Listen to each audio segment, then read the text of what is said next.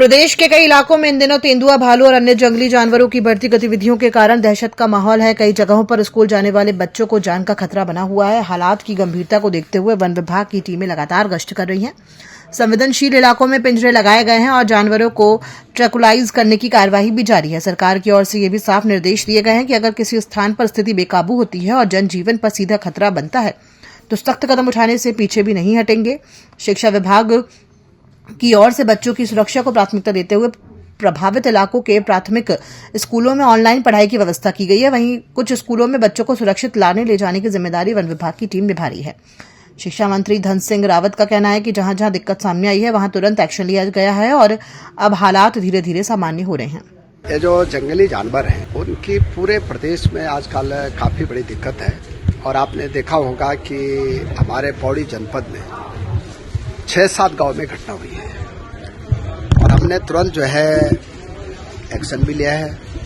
वहां पिंजरे भी लगे हैं, वन विभाग की टीमें वहां भी गए हैं और यहां तक कि भी आदेश हो गए कि अगर उनको मारना पड़ेगा तो मारने के भी आदेश सरकार की तरफ से दिए गए हैं। और जहां जहां ये दिक्कत थी वहां हमने शिक्षा विभाग के जो हमारे प्राइमरी स्कूल हैं उनको कहा है कि जब तक स्थिति सामान्य नहीं होती तब तक बच्चों को ऑनलाइन भी पढ़ाया जा सकता है और नहीं तो वन विभाग की टीम बच्चों को जो है स्कूल तक ले जाना और घर तक छोड़ना, ये भी हमने 4-5 स्कूलों में किया है, लेकिन अब धीरे धीरे सामान्य स्थिति हो गई। सरोवर नगरी नैनीताल से दूर भीमताल विधानसभा क्षेत्र में उत्तराखंड के मुख्यमंत्री पुष्कर सिंह धामी आज जनपद नैनीताल के 1 दिवसीय दौरे पर पहुंचे। निर्धारित कार्यक्रम के अनुसार मुख्यमंत्री लेटीमुंगा मैदान ग्राम पंचायत शशबनी पहुंचे, जहां उन्होंने 112 करोड़ 34 लाख रुपए की कुल 17 विकास योजनाओं का लोकार्पण और शिलान्यास किया और स्थानीय जनता को संबोधित किया। मुख्यमंत्री ने कहा कि भीमताल विधानसभा सहित पूरे नैनीताल जिले के समग्र विकास के लिए सरकार निरंतर कार्य कर रही है। उन्होंने बताया कि क्षेत्रीय विधायक द्वारा उठाए गए मुख्य मार्ग 10 की खराब स्थिति पर तत्काल संज्ञान लेते हुए लगभग 9.5 करोड़ रुपए सड़क पुनर्निर्माण हेतु स्वीकृत किए हुए हैं। भूमि उत्तराखंड के जो मूल अस्तित्व है उस मूल अस्तित्व में कोई नुकसान उसका नहीं होने देंगे। भाइयों बहनों, बहुत महत्वपूर्ण जनपद है और पूरे देश दुनिया में इस जनपद का पहले से ही नाम है। तो ये जिला विकास के क्षेत्र में हर क्षेत्र में एक आदर्श शिला बने। यहाँ पर आज सैकड़ों करोड़ की योजनाओं का यहाँ पर लोकार्पण शिलान्यास किया गया है और ये सभी योजनाएं आने वाले समय में इस जनपद के और भीमताल विधानसभा के विकास के क्षेत्र में एक मील का पत्थर साबित होंगी और सभी योजनाओं का जिनका शिलान्यास हुआ है वो सभी योजनाएं समय पर पूरी हो, पूरी गुणवत्ता के साथ उन पर काम हो, उसके सभी निर्देश यहाँ पर दिए गए हैं। हमारा प्रयास होगा कि जिन योजनाओं का शिलान्यास उत्तराखंड के लिए आज का दिन अत्यंत सम्मानजनक साबित हुआ है। मुख्यमंत्री के अपर सचिव और सूचना महानिदेशक IAS बंशीधर तिवारी को सुशासन के क्षेत्र में उत्कृष्ट कार्य के लिए राष्ट्रीय पुरस्कार प्रदान किया गया। IAS बंशीधर तिवारी राज्य के उन प्रमुख प्रशासनिक अधिकारियों में गिने जाते हैं जिन्होंने अपनी निष्पक्ष कार्यशैली, पारदर्शी निर्णयों और तेज संवेदनशील प्रशासनिक दृष्टिकोण से अलग पहचान बनाई है।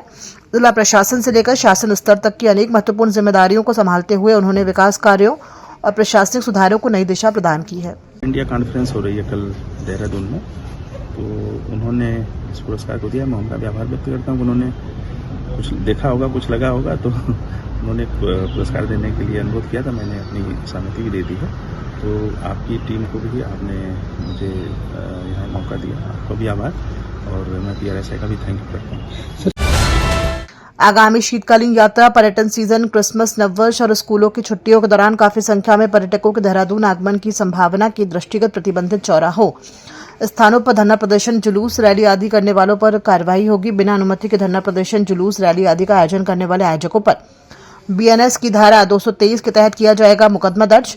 आगामी शीतकालीन यात्रा, पर्यटन सीजन, क्रिसमस, नववर्ष और स्कूलों की छुट्टियों के दृष्टिगत काफी संख्या में पर्यटकों के देहरादून व आसपास के पर्यटक स्थलों पर आने की संभावना और वर्तमान में चल रहे शादियों के सीजन के दौरान शहर में आए दिन होने वाले धरना प्रदर्शनों, जुलूसों आदि के कारण जाम की स्थिति उत्पन्न होने से आमजन को होने वाली असुविधा के दृष्टिगत घंटाघर, गांधी पार्क, परेड ग्राउंड व उसके आसपास के क्षेत्र, कनक चौक, SD हॉल चौक, दर्शन लाल चौक, तहसील चौक, बुद्धा चौक आदि स्थानों पर धरना प्रदर्शन, जुलूस, शोभा यात्रा, रैली आदि का आयोजन करने, किसी प्रकार की नारेबाजी करने और बिना अनुमति के लाउड स्पीकरों का प्रयोग करने पर संबंधित आयोजकों के विरुद्ध धारा 223 के तहत मुकदमा दर्ज कर वैधानिक कार्यवाही की जाएगी।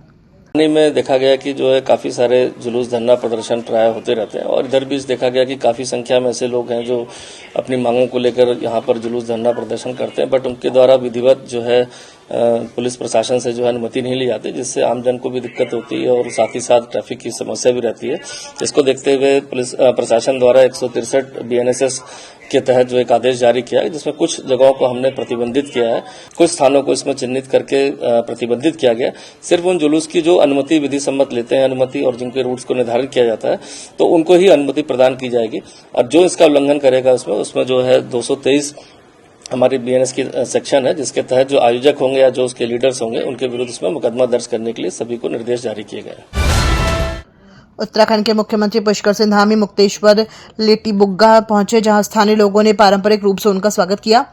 इस दौरान सभा में पुष्कर सिंह धामी के अभिभाषण सुनने रामगढ़, धारी और भीमताल ओखलकांडा विकास खंड से अधिक संख्या में स्थानीय लोग पहुंचे। कार्यक्रम के दौरान स्थानीय विधायक और अनेक जनप्रतिनिधि द्वारा मंच में मुख्यमंत्री का स्वागत किया गया। वहीं मुख्यमंत्री ने सभा के दौरान लगभग 112 करोड़ 34 लाख की 17 योजनाओं का शिलान्यास व लोकार्पण किया, जिसमें कैची बाईपास, सड़क, स्कूल, गौशाला निर्माण शामिल है। वहीं मुख्यमंत्री पुष्कर सिंह धामी ने बताया कि केंद्र सरकार के सहयोग से राज्य सरकार द्वारा उत्तराखंड में निरंतर विकास कार्य किया जा रहा है।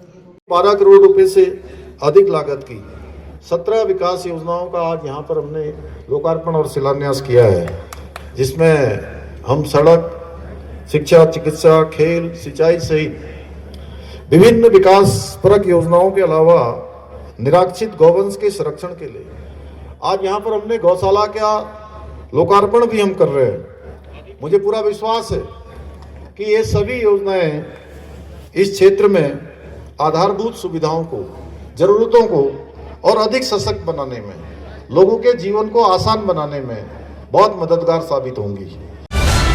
शहर में अतिक्रमण, कूड़ा उठान, स्वच्छता और शहरी सुधार से जुड़े मुद्दों पर नगर निगम में महत्वपूर्ण बैठक आयोजित की गई। बैठक में कमिश्नर, नगर आयुक्त, मेयर, क्षेत्रीय विधायक सहित संबंधित विभागों के अधिकारी मौजूद रहे।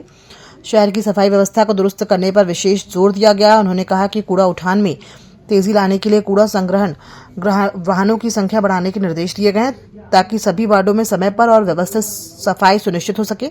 अतिक्रमण हटाने, सड़कों के सुधार, नालों की सफाई और सार्वजनिक स्थलों की बेहतरी पर भी विस्तार से चर्चा हुई। अधिकारियों को निर्धारित समय सीमा में कार्रवाई पूरी करने के निर्देश दिए गए हैं। जो नगर निगम का स्थापना दिवस मनाया गया इस सप्ताह, उसके साथ साथ ही विभिन्न जो हमारे जोनल कार्यालय हैं उनमें कैंप भी लगाए गए और निगम जनता के द्वार करके इसमें प्रयास ये किया गया कि जो निगम की समस्त सुविधाएं हैं, क्योंकि जोनल कार्यालयों में प्राय सारी फैसिलिटीज नहीं उपलब्ध होती हैं, इस बार सारी की सारी जो निगम के फंक्शंस हैं उन सभी की टीमें जोनल कार्यालयों में उपलब्ध कराई गई और जो व्यापक जन समस्याएं हैं प्रत्येक जोन की, जैसे कि कहीं पर बंदरों के संबंध में समस्या बताई गई, कहीं पर ड्रेनेज को लेकर के समस्या, जैसा कि अभी आपने भी मेंशन किया, तो इन सभी के व्यापक समाधान के लिए त्वरित स्पॉट निरीक्षण भी किए गए हैं और अब इन पे जल्द से जल्द समाधान निकालते हुए उन्हें सूचित भी किया जाएगा।